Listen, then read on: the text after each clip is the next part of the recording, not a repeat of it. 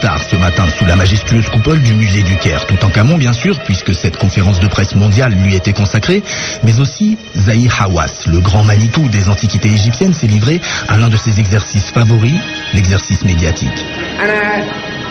Je suis très heureux aujourd'hui de vous révéler des découvertes archéologiques très importantes, a-t-il commencé, avant de rappeler en arabe puis en anglais ce que l'étude rendue publique hier a déjà dévoilé, que Toutankhamon est mort d'une maladie osseuse combinée au paludisme, que son père serait bel et bien Akhenaton et que l'identité de sa mère, en revanche, demeurait à découvrir. Puis passé les discours, Zahi Hawass est descendu près des cages de verre contenant les momies du père de Toutankhamon, de sa grand-mère et de celle qui serait sa mère, mais dont on ne connaît pas le nom. Philippe Charlier, bonjour. Bonjour. Alors, ce n'est pas vous qui avez étudié les restes de Toutankhamon, décrypté son ADN et analysé son groupe sanguin. C'est le célèbre directeur des antiquités égyptiennes qui publie ses résultats dans la revue de médecine américaine JAMA. Mais vous auriez pu, Philippe Charlier, parce que vous êtes vous-même médecin des morts, pour reprendre le titre d'un de vos ouvrages, paléopathologiste. Alors, quelle est votre réaction à cette analyse ADN de Toutankhamon ? D'abord, c'est un geste politique et scientifique très fort. Zahi Hawass a annoncé ses résultats d'abord en arabe et ensuite en anglais. Et c'est une très bonne chose, je trouve, que l'Égypte se réapproprie, entre guillemets, à la fois son passé archéologique et l'étude, l'exploitation scientifique de tous ces vestiges. Donc ça, c'est vraiment quelque chose d'extrêmement important pour eux et pour nous. Cela dit, c'est une publication dans une revue prestigieuse qui a quelques défauts, quelques imperfections, notamment il y a des résultats qui apparaissent un petit peu trop extrapolés. C'est du moins mon opinion et également partagée par d'autres confrères comme Gino Fornaciari ou Franck Rulli en Suisse. Des résultats extrapolés, vous extrapolés, dites ? C'est-à-dire qu'il y a des lésions qui sont décrites par exemple au niveau du pied, qui portent un diagnostic médical, on parle d'ostéonécrose, etc. Mais les produits d'embaumement qui ont été déversés sur la momie de Toutankhamon étaient trop chauds manifestement, notamment le bitume, et étaient également en trop grande quantité. Et au niveau des extrémités, on sait que ça peut abîmer les os, la peau, créer des lésions de nécrose post-mortem, et donc ça peut en imposer pour un faux diagnostic.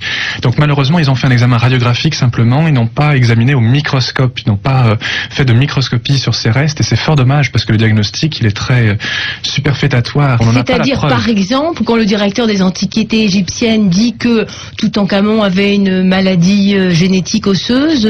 C'est faux tout simplement. Les pieds sont abîmés, mais on ne sait pas quelle est la cause exacte de ces lésions au niveau du pied. De la même façon, quand il dit que Toutankhamon et une partie de sa famille avaient la malaria, avaient le paludisme, c'est tout à fait vrai, mais il présente ça comme une cause vraisemblable de décès. Et là, nous ne sommes pas d'accord, parce que énormément de gens en Égypte ancienne étaient porteurs du paludisme, et ils avaient d'ailleurs ce paludisme, ils l'attrapaient dès la plus jeune enfance. Et quand on attrape le paludisme jeune, eh bien, d'une part, ce n'est pas une maladie rare, et d'autre part, eh bien, on acquiert une relative tolérance, on va dire, vis-à-vis du parasite. Et ce parasite devient de moins en moins mortel. De temps en temps, on fait des crises de palu, mais on n'en meurt pas à proprement parler. Donc, dire que Toutankhamon avait le palu et que c'est la cause vraisemblable de son décès, ça, c'est un petit peu exagéré.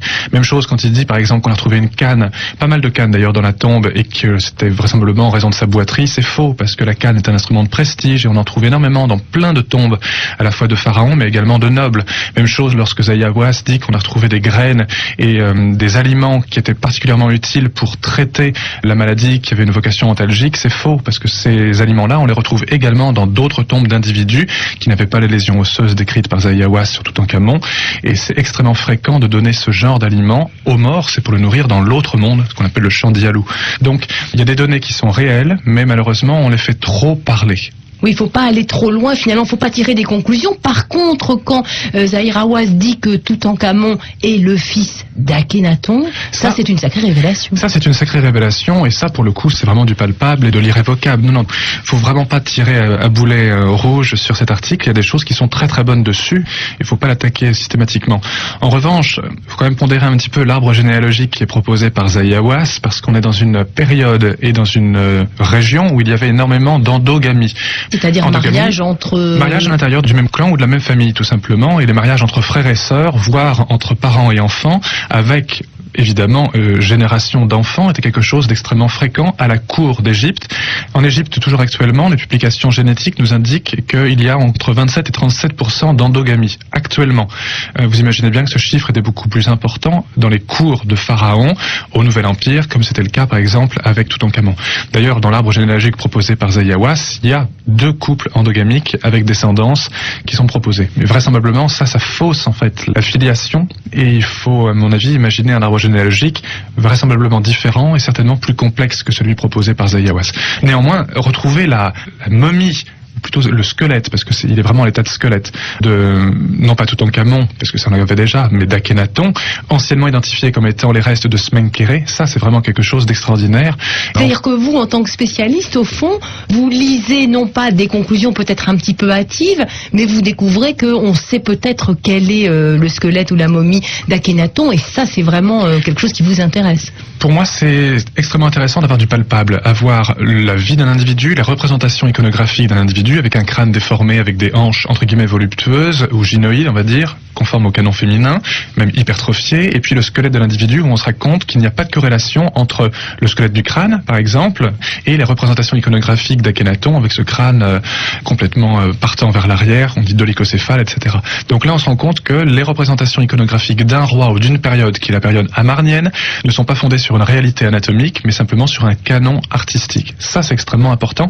Ça, c'est dommage que les auteurs de l'article n'aient pas insisté dessus, mais ça fera peut-être l'occasion. C'est-à-dire que si on se représentait ce Toutankhamon et cet Akhenaton, il serait au fond différent des représentations qu'on a sur les bas-reliefs égyptiens. Toutankhamon pas énormément, sauf pour sa période d'enfant où il avait encore le canon amarnien, mais pour Akhenaton, Néfertiti et autres de l'époque, là en revanche, on avait vraiment des représentations qui ne correspondent pas du tout à la réalité. Ça, c'est vraiment une information pertinente. C'est une des informations fournies par cet article qui n'est pas si mauvais, il ne faut pas exagérer. Et pour nos auditeurs comme ça, alors comment on pourrait se représenter Akhenaton ? Eh bien, comme un homme normal, tout simplement, mais un homme à peau noire. Hein. N'oublions pas que les Égyptiens avaient une peau noire dans l'Antiquité. Ils l'ont toujours un petit peu maintenant, mais ils l'ont perdu au fur et à mesure des passages des populations sur le sol égyptien. Mais le peuple égyptien, je déteste cette expression négroïde parce qu'elle a des connotations raciales lamentables. Malgré tout, c'est une réalité biologique. Il faut vraiment s'imaginer les individus égyptiens antiques comme ayant une peau noire beaucoup plus que maintenant.